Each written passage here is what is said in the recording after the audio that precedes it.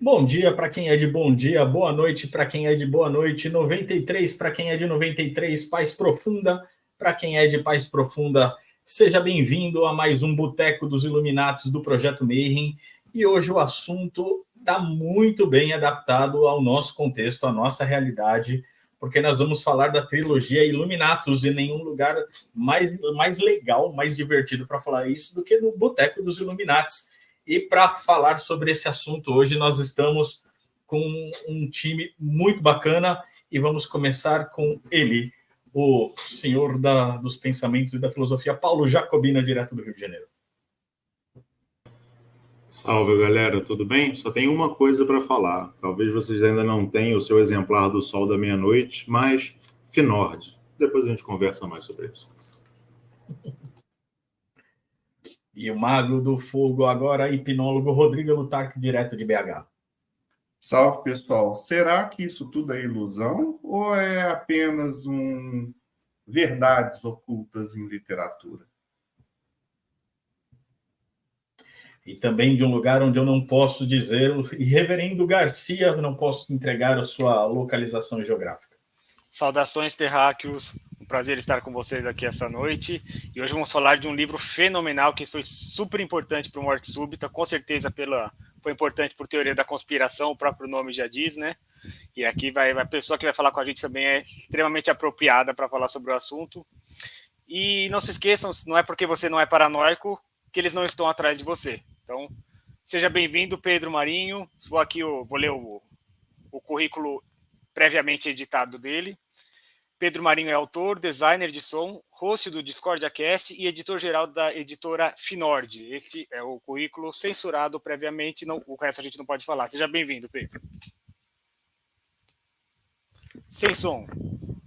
Opa, acho que o anfitrião... Eu acredito que foram os Illuminatis que mutaram. Interferência finótica dos Illuminati.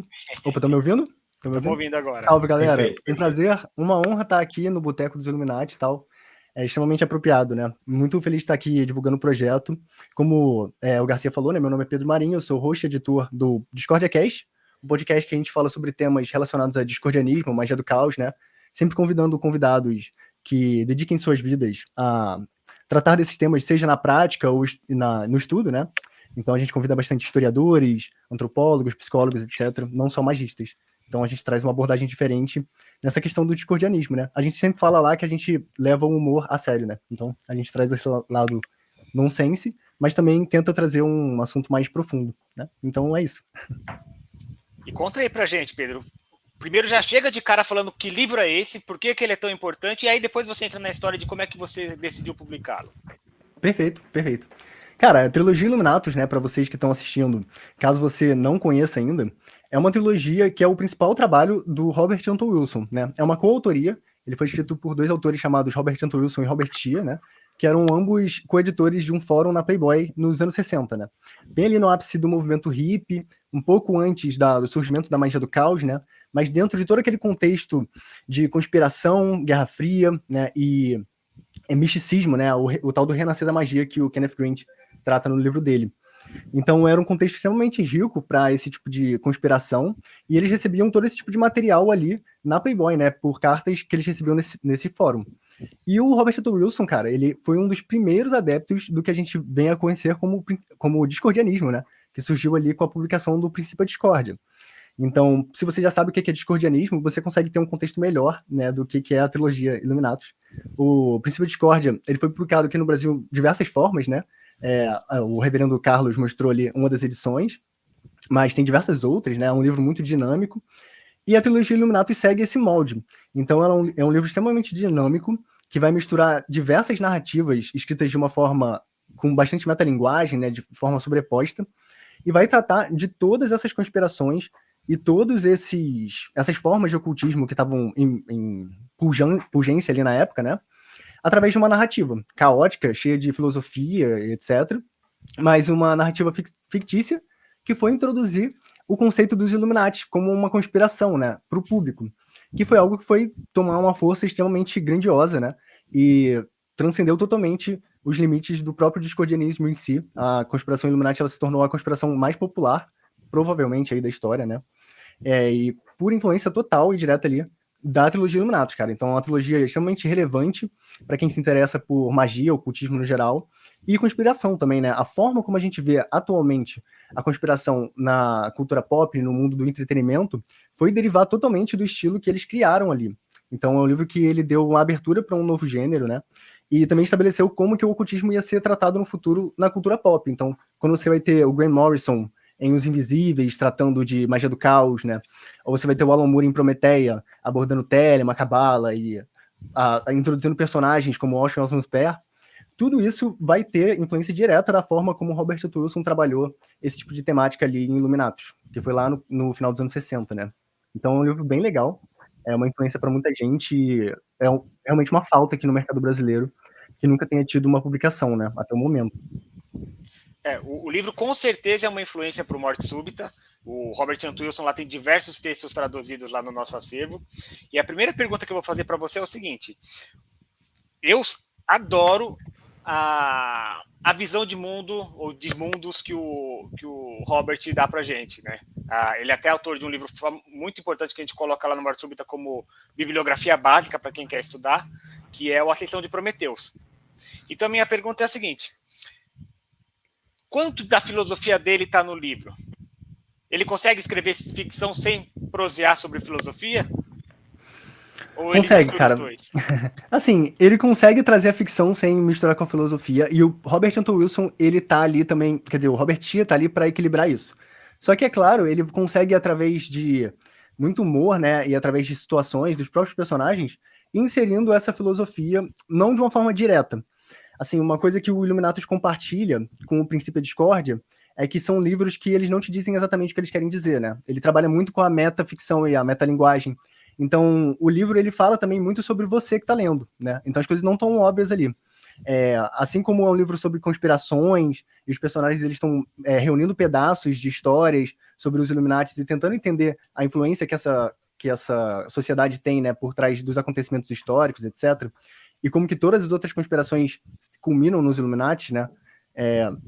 Eles se colocam numa posição de pegar fragmentos e fazer interpretações através dos próprios túneis de realidade, né? Ou através da própria perspectiva pessoal. E o livro tenta o tempo todo te colocar enquanto protagonista, digamos, né? Enquanto leitor, como protagonista, de alguém que está pegando esses fragmentos de diversos fluxos de pensamentos em momentos diferentes do tempo, do espaço e personagens diferentes, né? E fazer essas conexões você mesmo. Então, você vai ter narradores não confiáveis, né? Você vai ter informações contraditórias, e muito dessa filosofia do Robert T. Wilson, que está presente na Ascensão de Prometeu, é passada dessa forma. Então, é quase um livro iniciático, né? Ele te pega pela mão e ele vai te levando a você mesmo a fazer esses questionamentos ao longo da narrativa. E isso é uma das coisas que faz dele um livro tão especial, assim. É como se Admirável Mundo Novo encontrasse a Lester Crowley e Timothy Leary. Timothy Leary também. Muito bom. Essa questão da teoria da conspiração, conta um pouquinho pra gente, porque esse livro é meio que uma profecia que se autorrealizou, né? Sim. Cara, a conspiração, assim, o discordianismo e o princípio de discórdia, eles estimulam bastante, né, o ativismo social, né, e o terrorismo poético. É um termo que é comum dentro do discordianismo, que é essa ideia que trouxe o que a gente chamou de Operação Mindfuck, que é a ideia de você colocar as pessoas não só para teorizar e ficar lendo e debatendo ideias, mas de ir na prática e executar uma forma de provocação para induzir as pessoas, através principalmente da arte, né, a questionarem a própria perspectiva de mundo delas, né, a visão de realidade. E assim chegarem no que no discordianismo a gente vai chamar de iluminação, né? Então, esses movimentos que aconteceram ali nos anos 60 envolveram diversas operações para levar esse questionamento, esse mindfuck nas pessoas. E boa parte disso envolvia a divulgação de desinformação. Só que aí, atualmente, né, a gente pula para 2024 e a gente tem um contexto em que o termo desinformação, ele ganhou uma cunhagem muito negativa, né? Porque a gente tem toda a internet, um outro contexto, etc.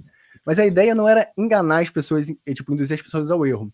A ideia era induzir as pessoas a questionarem a natureza da informação que elas estavam recebendo, né?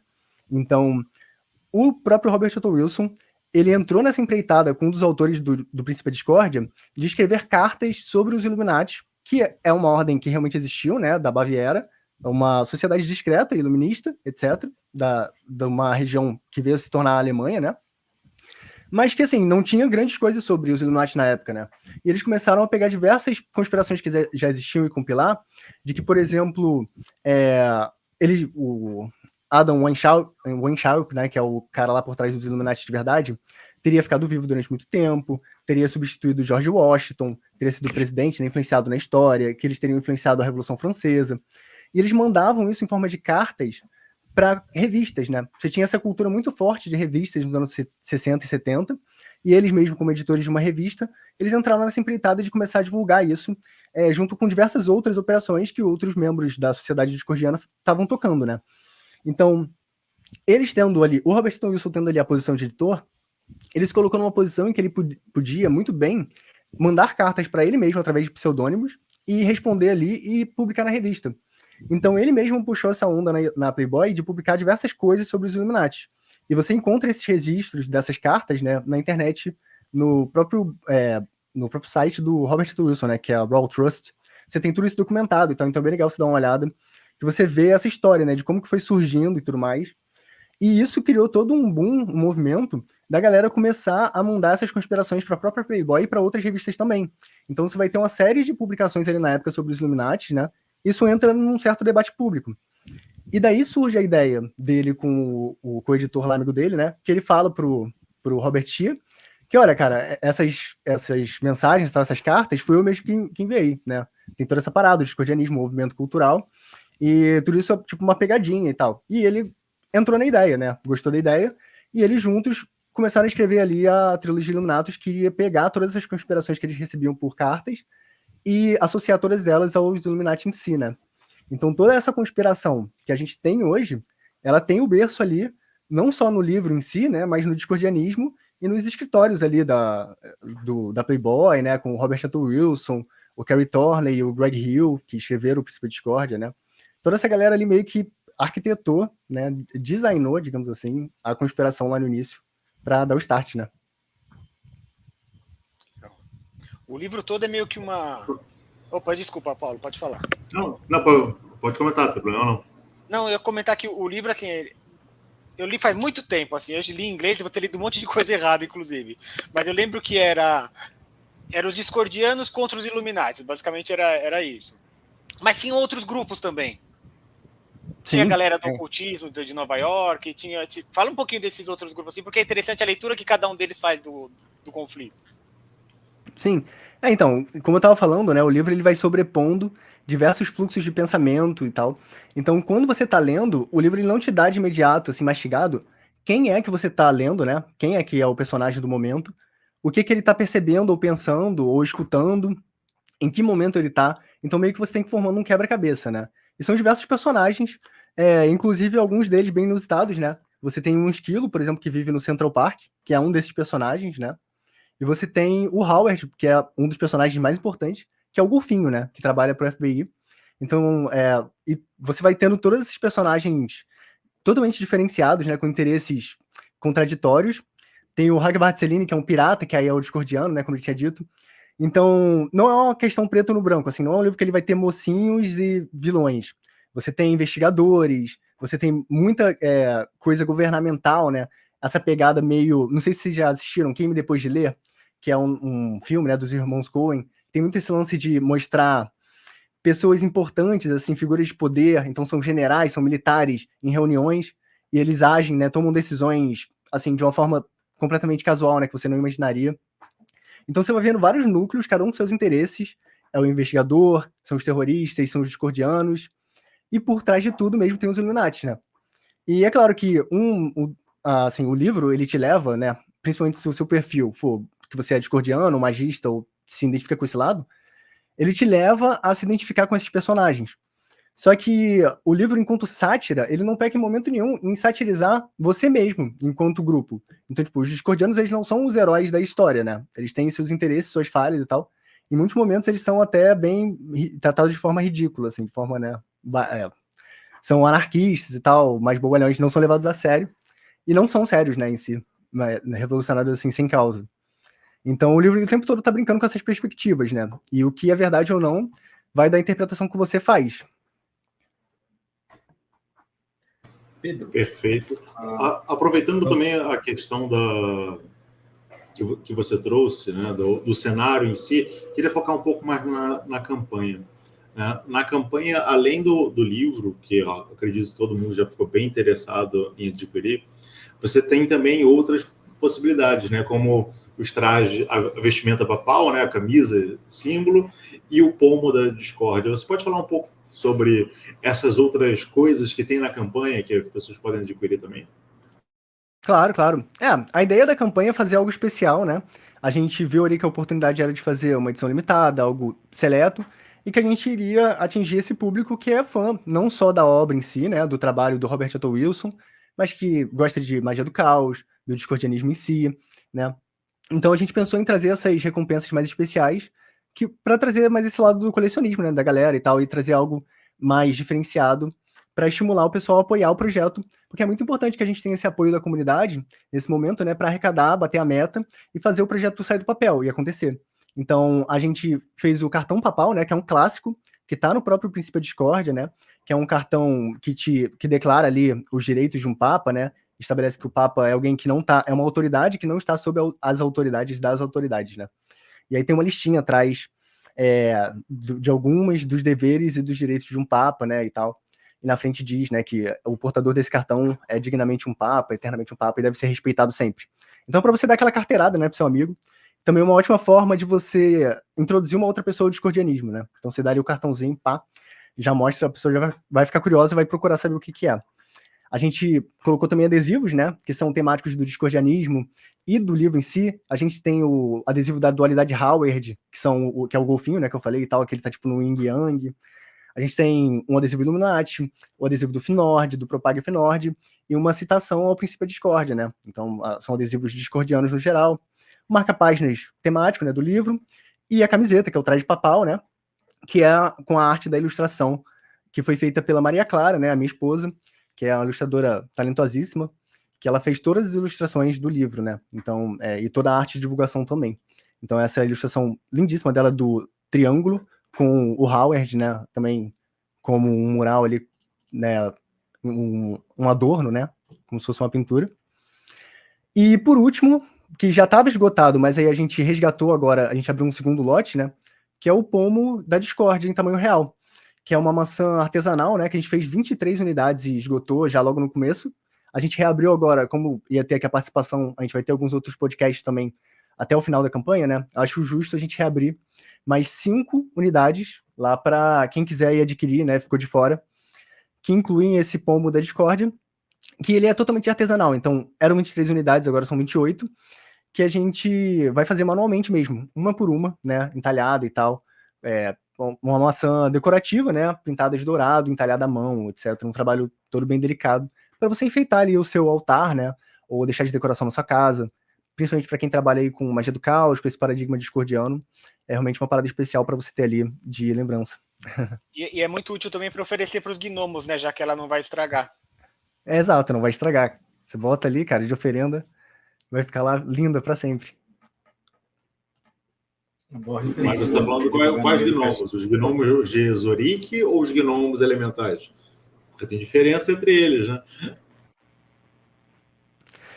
Ô Pedro, você trouxe essa introdução, né, sobre o livro ali nos bastidores da Playboy e tudo mais, sobre essas provocações, né, de colocar o dedo na ferida no início dos anos, no final dos anos, né, começou no final dos anos 60, começo dos anos 70 ali, e o livro está sendo projetado aqui em língua portuguesa para o Brasil em 2024. Como você vê aquele cenário comparado com hoje? Como você vê o livro sendo provocativo para o cenário atual, cara? Olha, cara, eu acho que uma coisa que é unânime para quem lê esse livro hoje, né, é que ele estava muito à frente do seu tempo. E eu até acho que assim, não é que ele previu nada, não é que ele previu as coisas, mas ele conseguiu pegar o que estava acontecendo ali, olhar o cenário do momento e projetar lá na frente com um acerto altíssimo, né? O Robert Anton Wilson, ele é conhecido também pelo futurismo, ele tratava muito sobre esses temas de inteligência artificial, superação da dor, né, integração do homem com a máquina. Ele foi uma das grandes influências para o cyberpunk, para todo esse movimento mais de ficção científica que veio surgir depois, né? O próprio Philip K. Dick disse, né, já ter uma grande influência do Robert Anton Wilson. O William Gibson também, que escreveu o Neuromancer, teve certa influência também. Então, assim, ele estava lá atrás, já projetando essa visão mais tecnológica do futuro. Então, quando ele aborda a desinformação, como eu falei mais cedo ali no livro, ele consegue colocar tão bem essa cultura de pós-verdade, que é impressionante que ele tenha escrito isso nos anos 60, né? Porque quando a gente vê hoje o cenário da internet, como a informação ela se propaga e tal, e como a gente chegou num estágio de sociedade em que você recebe um fluxo infinito de informações diariamente, e você não tem os meios para sempre, né, estar filtrando o que é verdadeiro e o que é falso, e o papel do seu túnel de realidade, da sua perspectiva, né, das suas grades, como você interpreta o mundo, começa a ser essencial na forma como você vai filtrar essa informação que você está recebendo, né, e como você vai encarar a verdade. Então, o livro aborda esse tema de uma forma que, assim, previu completamente essa cultura de pós-verdade, né, da atualidade, da internet. Então, eu acho que é um livro extremamente atual, as temáticas são atuais, a forma como é abordada também não ficou datada nem um pouco, né, e as conspirações, cara, muitas das conspirações que a gente tem hoje, que a gente acha que é coisa da internet, que é algo novo e tal, você vai lendo e você vai ver ele citando, e é impressionante mesmo, cara. Porque, por exemplo, Sociedade da Terra Plana, né? É algo que a gente associa muito ali com 2012, 2014. Tá no livro, cara. Teorias de Terra Oca, Terra Donut e tal, essas paradas. Terra Jovem, design inteligente, tudo isso, cara, tava abordado lá nos anos 60. E que são coisas que a gente acha que estão surgindo agora, que a gente vê na internet, às vezes um podcast, um debate, alguém falando sobre, né, um influencer defendendo e tal. A gente fica, caramba, cara, a internet deu palco para tanta coisa, né? Só que o Illuminato está ali para provar, o Illuminato está ali para provar que lá atrás também a desinformação, o caminho que estava tomando era o mesmo, sabe? Foi acelerando, né? Tava mais devagar, hoje em dia tá mais intenso, mas a visão que eles tiveram ali, cara, foi acertadíssima. Eu vou até além, viu, Pedro? Eu acho que ele não só estava à frente do tempo dele, mas ele é um livro que está à frente do nosso tempo. Uhum. Eu acho que lá tem coisas ainda que ainda vão se desdobrar, sabe? Que a gente está só tateando, assim. Se o pessoal achar revolucionário a Marvel falar de linhas do tempo, dimensões paralelas, isso já estava lá há muito mais tempo. E, entre outras quebra coisas. De quarta parede, né? Tipo, tu tem o Deadpool aí agora, o filme famosíssimo. Muita coisa, tipo, eu não sei que tipo de mundo esse livro ainda vai criar, sabe? Mas não é só um livro atual, ele é pós-atual, digamos assim. Agora, voltando para a pergunta do Carlos, já que estávamos nos anos 60, 70, qual que é a relevância, você vê, da questão da psicodelia na narrativa? É intensa, a relevância tamanha, assim, tremenda. Cara, anos 60, como a gente estava falando, né? Eram os hippies e tal. Você teve todo esse movimento ali do Timothy Leary e de alguns outros autores. Eu não lembro exatamente o nome agora, mas você teve aquele lance muito forte do livro tibetano dos mortos, né? O Timothy Leary ele escreveu em coautoria com alguns outros autores a experiência psicodélica, né? Que abordava o livro tibetano dos mortos e fazia um paralelo disso com a experiência com cogumelos e tal, mágicos, né? De psilocibina, que estavam também sendo trazidos ali por pesquisadores do México, de outros lugares, né, para os Estados Unidos na época. Era algo muito fácil, então você em casa conseguia cultivar seus próprios cogumelos e tal. A síntese de LSD era muito fácil, né, era muito barato, era muito comum, então você conseguia muito barato em qualquer lugar. A gente sabe o que aconteceu ali com os hippies, né? Então você teve um boom de psicodelia nos anos 60, e é claro que isso foi abordado na trilogia também, até porque o Robert Anton Wilson, ele era um grande entusiasta e tal, né? Só que, assim, diferente, por exemplo, do Timothy Leary, que eu acho que ele foi muito dentro dessa parada do psicodélico, o Robert Anton Wilson, ele sempre foi mais cauteloso, né? Tem uma frase famosa daquele Medo e Delírio em Las Vegas, eu acho, né? Fear and Loathing in Las Vegas, que ele abre com uma frase falando que, tipo, o Timothy Leary destruiu uma geração de jovens para sempre, assim, e tal, e acabou com a cultura americana, que é um grande exagero, né? Na minha opinião, por causa dessa questão dos psicodélicos. Mas, assim, a influência que teve ali em autores como Aldous Huxley, né, e tal, e o Robert Anton Wilson e tantos outros que abordaram essa questão de percepção, psicodelia, é porque, cara, de uma forma ou outra, a experiência religiosa, a experiência de mudança de perspectiva, em menor ou maior escala, ela consegue, de certa forma, ser reproduzida, né, por uma experiência com psicodélicos. Então, as pessoas ficaram muito encantadas com essa nova possibilidade que estava surgindo ali. Então você tinha isso para todo lado, né, e tal. Mas o que tira o Illuminatus, né, de qualquer comprometimento com alguma visão que tenha ficado ultrapassada sobre esse tema é a questão da sátira. Então, os personagens eles estão o tempo todo fazendo uso de psicodélicos, tendo experiências desse tipo, etc. Só que a forma como isso é retratado é muitas vezes também, como eu falei, como é tratado os próprios discordianos, assim. Isso não é algo que é exaltado, ou é dito que, você vai conseguir determinado estado de consciência, isso trouxe a verdade pro personagem, etc. Não é essa a abordagem, saca? É mais, assim, personagens estranhos entrando em situações absurdas, sobre efeitos de psicodélicos e tal, e tendo experiências inusitadas. E aí, assim como tudo na vida, né, você consegue fazer associações e criar significados, né? O discordianismo ele é muito sobre isso, sobre você fazer as suas próprias associações e tal. E por isso também que o psicodélico tá ali como temática, né, no centro. Não tem como fugir. Acho que, não sei se deixei claro aí, mas respondi bem a pergunta. O Robert, ele é uma... Eu posso falar mais do Robert Lewis, que aqui o outro autor eu não conheço tanto, mas ele é um autor muito engraçado, assim, se você tá lendo assim, você ri sozinho da leitura. Conta um pouquinho, assim, sobre a sua experiência nessa leitura, se teve algum momento que você rachou o bico e passou vergonha porque estava rindo em público, alguma coisa que você tenha gostado mais. Cara, o Robert Anton Wilson, ele escreve de uma forma muito engraçada, né? Ele é muito bom no jogo de palavras e tal. Isso também é um desafio da tradução, né? Porque ele tá o tempo todo fazendo brincadeiras com paralelos entre palavras, né? Significados, coisas que são parecidas com outras. E, cara, ele é, assim, realmente um gênio do humor. Porque ele consegue escrever, cara, de uma forma que é ligeiramente séria, né? E complexa até, ele transmite ideias muito bem. Ele fala de uma forma sagaz, de uma forma ágil. Só que ele tá sempre tendo tiradas muito boas, né? E assim, é um livro cheio de coisas escrachadas e tal, mas em contextos sérios. Então, tipo, é muito engraçado. Eu, particularmente, gosto muito das partes em que ele aborda realmente, como eu tava falando, essa relação de poder entre as reuniões e tal, de executivos, de ministros e tal, secretários, tomando decisões e tal. Isso é algo que me pega muito, né? E como que eles negociam, assim, questões políticas, né? Tipo, e tem todo aquele lance do Sinafo, né? Que eu esqueci exatamente como que é a tradução em português. É tipo, tudo dando errado, todo mundo em conflito, conspirações passando por cima de conspirações. Então, os caras estão explodindo lá um país porque eles têm um objetivo, só que na real eles esqueceram que o aliado deles colocou uma base lá, que tava na real fazendo uma outra conspiração lá dentro, e aí os caras vêm cobrar eles, entendeu? Então, tipo, toda essa dinâmica de como os caras que estão no... Que é a pior conspiração de todas, que a conspiração verdadeira é a conspiração de que o mundo é governado por completos idiotas, né? Então, acho que a forma como ele consegue trazer essa sátira, assim, essa crítica das relações de poder e tal, é muito boa, é um contraste muito bom. E aí, como muitas vezes também como eu tava falando, o discordiano, que é o cara lá, maconheiro, drogadão e tal, que tá perdido, o cara, ele é tipo um santo, né? Ele consegue fazer feitos, assim, inacreditáveis e tal. E, tipo, a galera consegue realmente mudar o mundo. A dinâmica, assim, é muito engraçada no geral, né? É uma sátira, né? Então... O estilo dele me lembra um pouquinho o Douglas Adams, do Mochileiro das Galáxias. Nossa, muito. Lembra muito. Esse é um autor que é o mais famoso assim aqui no Brasil. Quem gostou de Mochileiro das Galáxias, com certeza vai amar a trilogia Illuminatus. E só para o Robson vai falar, mas só o SNAFO que você falou é Situation Nominal, Everything's Fuck Up.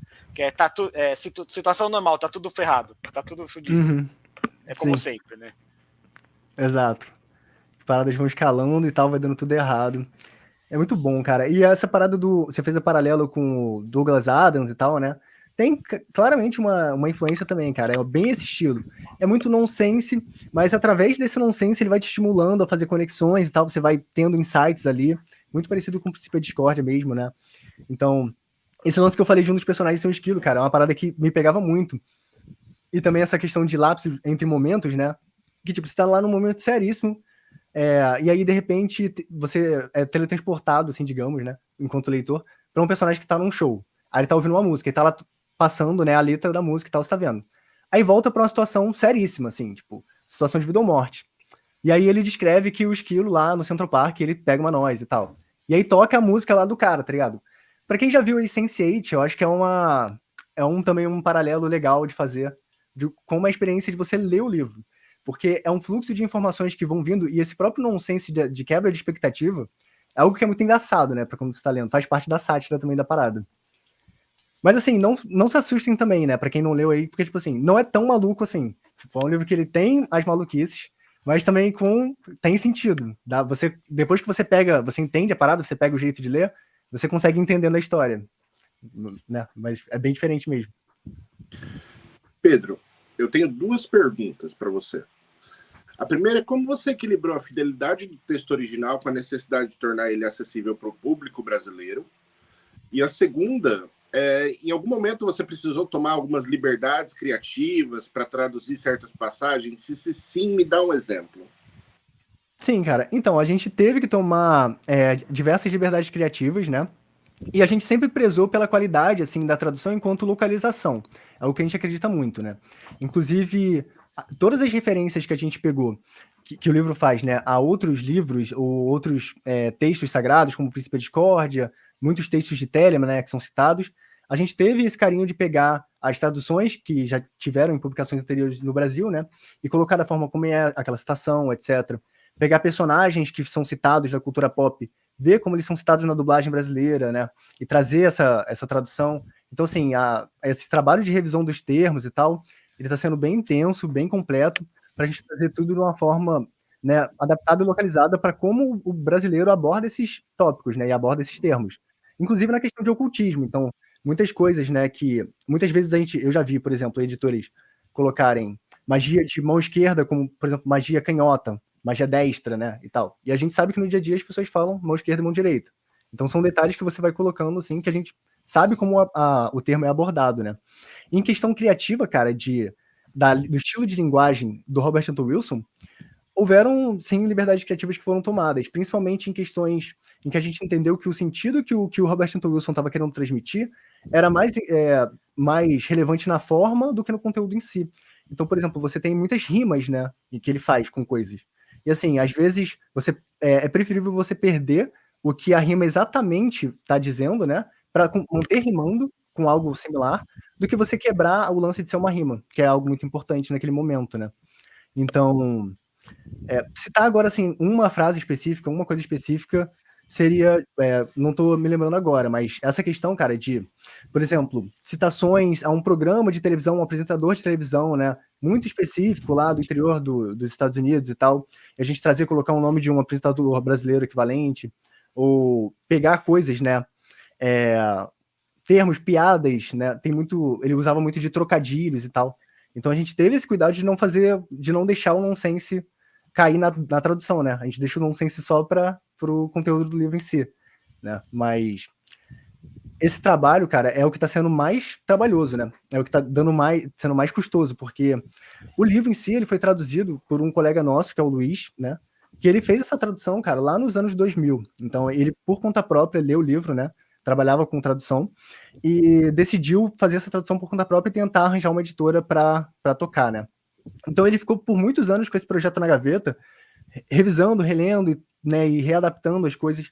Então, quando a gente ali foi em 2022, por conta do podcast, né, que eu entrei em contato com ele, a gente se conheceu e tal, e ele me apresentou esse projeto que ele já estava montando, e a gente foi dar forma a ele, né, e a gente começou esse processo de revisão e tal. Ele já tinha passado por um processo extenso de fazer essas adaptações linguísticas, né.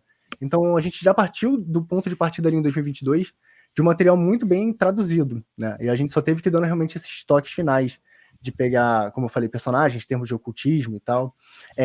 A gente fez muita discussão, né, em grupo com o pessoal da Sociedade Fenordiana para decidir essa questão, por exemplo, de rimas, de trocadilhos, como que seria a melhor forma de colocar. Então, tudo sendo feito com muito carinho, né, para vir da melhor forma aí para vocês. Excelente, cara. Excelente mesmo. Cara, a pergunta mais importante, ó, o Thiago já está jogando dinheiro na tela ali, não está acontecendo absolutamente nada. Conta para a gente como que a gente apoia o surgimento, a vinda, o nascimento da edição em português do Trilogia Illuminatus, e como que a gente faz também para encontrar a editora, o podcast. Perfeito, cara. Para você apoiar esse projeto, né, ajudar a gente a tornar realidade, trazer para o público brasileiro pela primeira vez uma edição da Trilogia Illuminatus, é só você visitar catarse.me/Illuminatus, e você consegue apoiar desde adquirindo só o livro, né, que, lembrando, né, capa dura, colorido e tal. São 3 livros em uma edição única, então é um livrão, né? Um calhamaço. O texto original tem mais de 1000 páginas. A gente expandiu em relação à edição internacional, né? O tamanho do livro, então ele vai ter aproximadamente 700 páginas nessa edição brasileira. E todo lombada arredondada. A gente pensou em toda essa experiência de leitura em si, porque muitas editoras também, né, que trabalham com livros muito grandes, sofrem com isso de que o livro às vezes é muito bonito, mas ele é impraticável de você levar para os lugares, manusear, ler por si só, né? Então a gente teve toda essa preocupação de fazer um livro que seja fácil de manusear, né? E colorido, etc. E também você consegue apoiar os outros apoios, que incluem também, como a gente falou, a camiseta, os adesivos, o pomo dourado, tem 5 apoios disponíveis agora. E a gente também abriu um lote promocional, cara, exclusivo aqui também, a partir do momento que você está ouvindo esse episódio, que é um lote promocional que é o do combo completo, com a camiseta, com os adesivos, com o livro, com desconto de 10%. Então lá você consegue ver todos os apoios, consegue ver um textinho com essa história, mais ou menos que eu já expliquei aqui, né, do surgimento do livro, da história por trás do surgimento do projeto em si, os detalhes técnicos, né, de cada apoio, tá tudo lá bem descrito, e você consegue fazer o seu apoio e ajudar esse projeto a acontecer. E para você saber mais sobre a gente, acompanhar a gente também no podcast e nas outras atividades da editora, você consegue através de editorafinord.com.br, onde você consegue ver todos os trabalhos da Editora Finord até hoje. A Editora Finord, né, ela já existe há 9 anos, ela é uma parte, um braço da Sociedade Finordiana Discordiana, que comemorou 10 anos recentemente, que é um grupo descentralizado, né, de discordianos, que produzem conteúdo para a internet até o momento de forma gratuita, descentralizada, né, e tal, através de zines, panfletos digitais, e agora a gente está junto nessa, trazendo esses materiais para edições físicas pela primeira vez, né. Então, lá você consegue acessar todas essas zines que a gente já produziu e diversas outras coisas também. E o DiscordiaCast, que é o nosso podcast, você encontra em qualquer plataforma de podcast e também nas redes sociais. No Instagram a gente é @discordia.cast e @editora Finord também. Então, basicamente é isso, os meus jabás. Excelente, cara. Lembrando que o Iluminatus, né, o catarse.me/Iluminatus, Iluminatus com 2 L's e com U no final, Iluminatus. Então, acessa lá, dá uma olhada em todas as alternativas que você tem. Apoie esse projeto, porque é um projeto fantástico, único no Brasil, e a gente precisa dessa cutucada no olho que tudo vê, para ver se a gente consegue incomodar um pouquinho mais e trazer novas ideias e novas formas de pensar a realidade. Certo, seres humanos? Perfeito. Rodrigo, só para a gente saber como que a gente apoia o Projeto Mayhem, cara? catarse.me/TDC. Você vai ter acesso ao grupo de Telegram, você vai ter acesso à revista e você vai ter acesso a essas informações dos Iluminatos para poder financiar também. É isso, pessoas. Muito obrigado por acompanhar aqui o Projeto Mayhem. Inscreva-se no canal, ativa o sininho, porque o YouTube não entrega os nossos vídeos para todo mundo, então a gente tem que ficar batendo na conspiração para que isso se reverta em benefícios para nós também. Um beijo para vocês, até mais, tchau, tchau, valeu, Pedro. Valeu, galera, obrigadão aí, tchau, tchau. Valeu.